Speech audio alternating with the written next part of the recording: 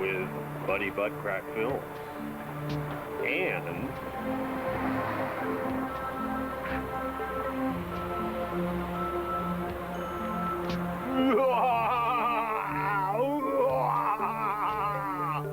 a Dennis Woodruff production.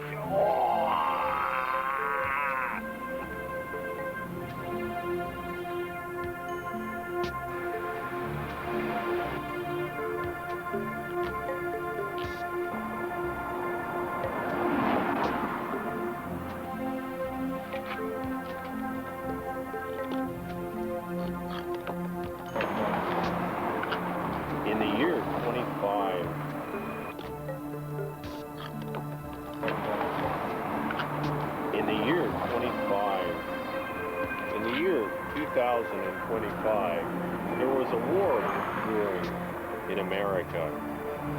People from all races, including the Rathead people, were all involved in this conspiracy. They were coming out of the woodwork to get involved in this crazy, totally chaotic war. In the year 2025, the alien ant people, mutants, were destroyed by the Rathead people, and soon became a new race which migrated from Ethiopia to America. Half man, half human. But then the R-aliens came down from outer space and had sex with all the women to start a new race and not be known, to hide out. What we're about to show you is a colony, the core colony of the R-alien tribe of people from Mars that have come here to start a new race of people. They're hiding out, and their spaceships are very bizarre. So hold on to your seats. You're ready for the most horrifying experience of your entire life. In fact, it was so bad that my dog Tuffy practically lost all of his hair.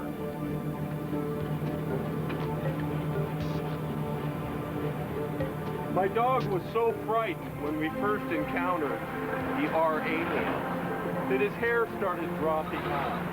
And ever since then, he's been reduced to almost a mere pea. He hasn't been the same since.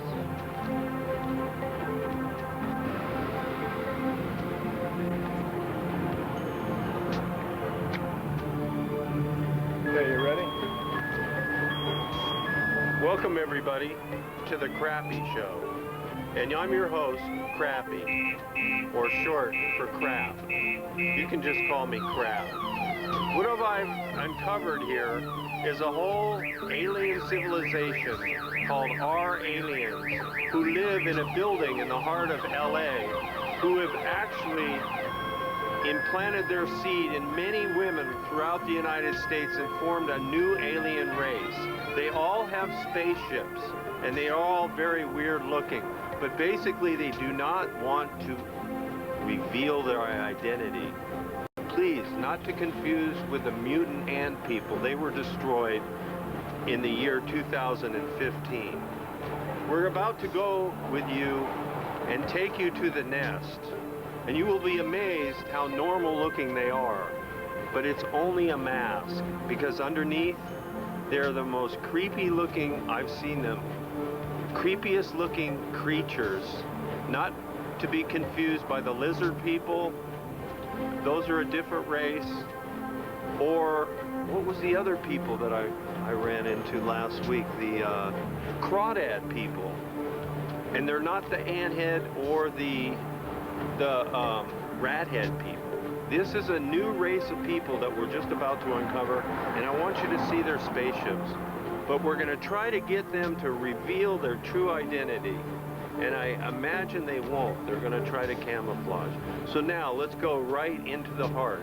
This is the greatest breaking news story, which is now we're reporting on CNN.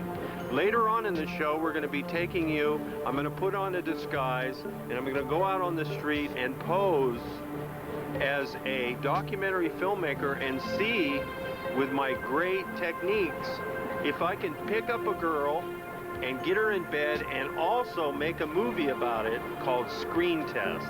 It's going to be a riot, so stay tuned, and here we go. Put on your seatbelts, sit back, smoke a bong, and have a good time. To have them accept me as one of them, I had to camouflage my cars to make myself appear to be one of them.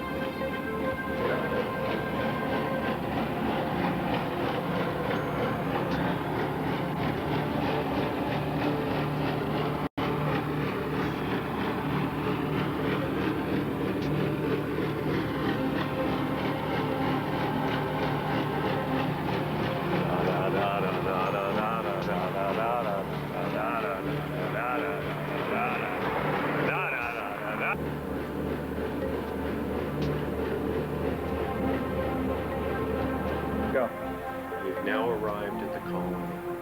I'm about to take you in a very dangerous situation, probably very similar to Iraq. Please beware, this is very dangerous. We don't even know what's going to happen. I might even be killed in this expedition.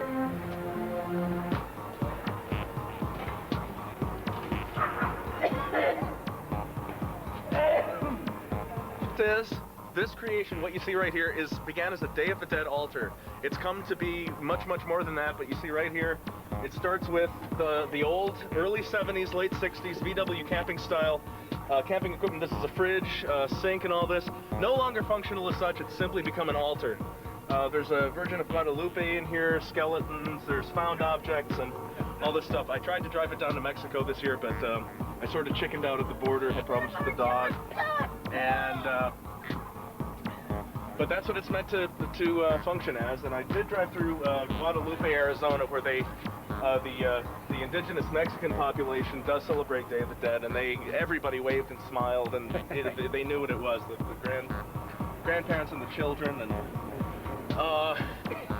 many of the objects here are trash. A lot of them are found. There are lots of these CO2 capsules right here that I just got a huge bin full of. A lot of the shotgun shells were picked up off the desert floor of Black Rock, Nevada. There's just a lot of cheapo Halloween tchotchkes.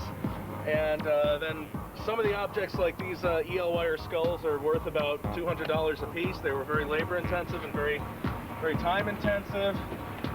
There's only one political statement on the entire bus, which is right here. It's an upside down American flag covered in shotgun shells. The interior, I don't know, it's kind of a busy cockpit, not a whole lot else to discuss there. And it's a work in progress. I think the very first coat of paint is on it now. It's nearly done with the first phase. In the future, I'm going to remodel the entire roof. I think it's going to look more like a double-decker bus than it does now. And that's going to suit. I do live in here, yes. I've been living in this bus since last October. And that's been around the United States in this? I do quite a bit of traveling. Right now I'm playing poker for a living, so okay, I'm moving between... Keith, this is about enough if you say it's going to be in block. Yeah, it's a sequence of order that starts. No, that would be good. At least in California, there are a lot of color. Like you can't have green anywhere.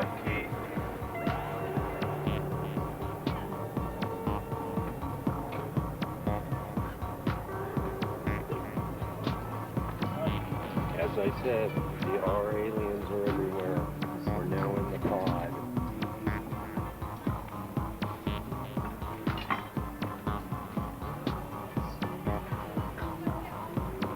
In the Toy Machine. Booger Reader. Hey, Booger Reader! Booger Reader is the greatest rock band out of San Francisco, California, traveling with the Toy Machine. An amazing art car created by the first grade students of the Creative Arts Charter School in San Francisco, California 2 years ago. And it continues to become more and more